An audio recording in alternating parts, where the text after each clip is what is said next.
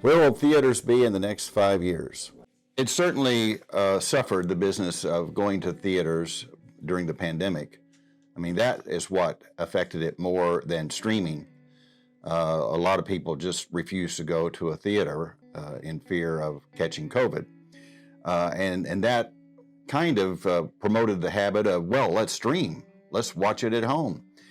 And streaming has been coming along in terms of being a way to watch movies, and there are the original productions being made for the streaming services in addition to movies.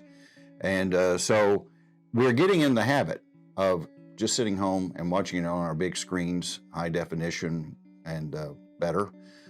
So 5 years from now, there might be a few theaters around, but they're going to have to offer something unique, different, large. We've already had a closing right here in town. The Starplex no longer serves up movies. So it remains to be seen. It'll be around, but it's going to continue to shrink.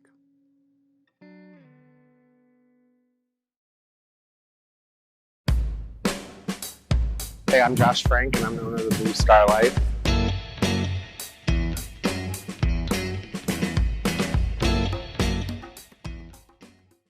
It sort of just happened naturally. It wasn't necessarily like a plotted out dream or something. It's just like I've always been sort of entrepreneurial, and I really liked creating experiences for people, like with theater plays outside and in these sort of strange places around Austin. And so I loved the theatricality of presenting things to people. And so I needed like a gig, and I was sick of working for other people. I was sick of working in cafes, and I wanted to come up with something on my own. So I opened a little dessert truck on East Cesar Chavez. And I was less interested in the desserts I was selling and more interested in putting a screen on the side of the trailer and like doing outdoor movies for people when they came for their desserts. And I bought some vintage drive-in speakers from eBay and sort of made it cool and funky again, creating kind of like an atmosphere and something theatrical for people to come. And it was a big hit.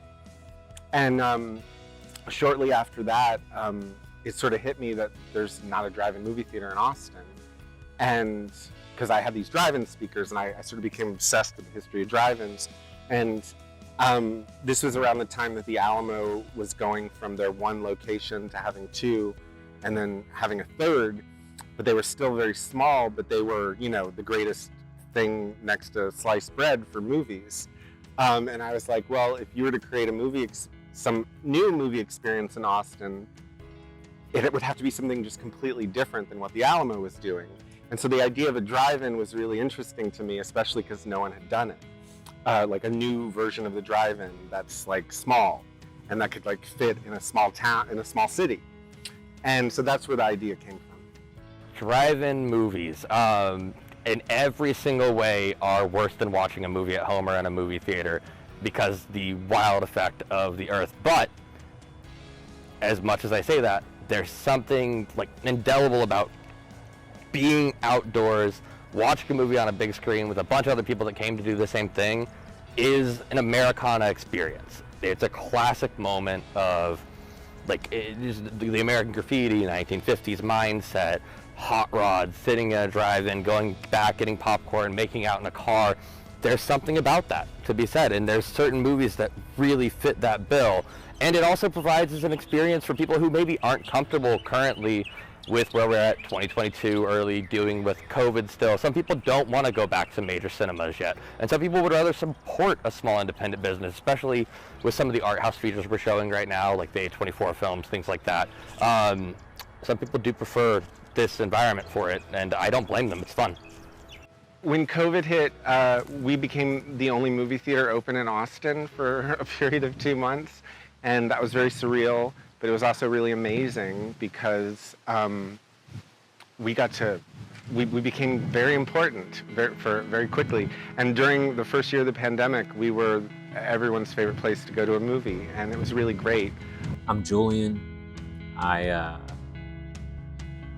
manage one of the north locations, so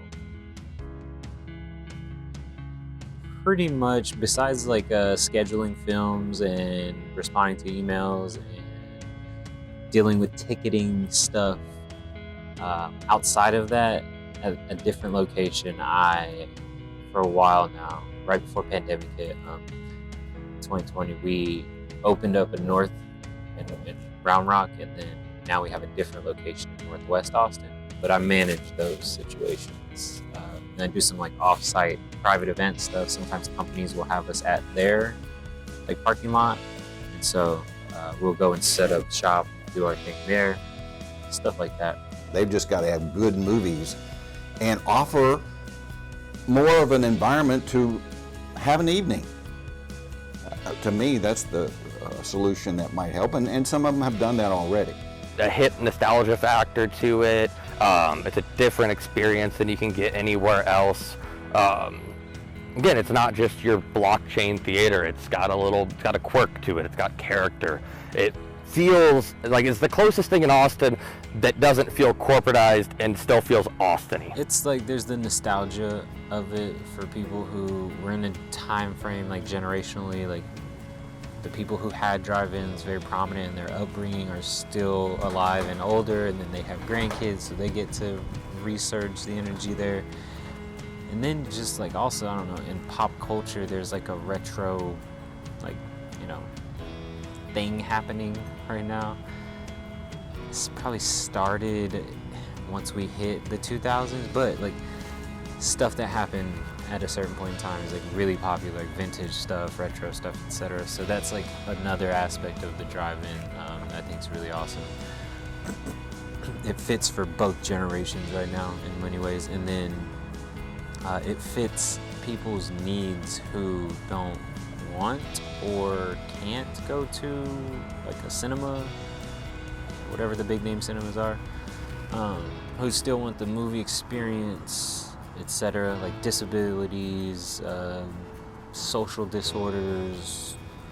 I don't like a lot of crowds half the time, like stuff like that. You can come in your own car, you don't really have to get out, and you can have a full movie experience. And oftentimes the audio from the film in the car sound system, is really high quality stuff. So. I mean, what I say to them, and mean it every time I say it, to every person that I get to welcome is, you know, I say, welcome to the drive-in. I'm really excited to share, you know, my drive-in with you. And that's true, you know, every person, you know, and like, and it's so wonderful that, you know, 99% of the time the people are like totally buying into it. They're like, this is really cool, you know, because they get it. And that's the thing, in this town they get it. They get what's going on here. You know, it's not like, you know, because it's not your typical drive-in, you know, it's its own thing, you know, you can't really compare.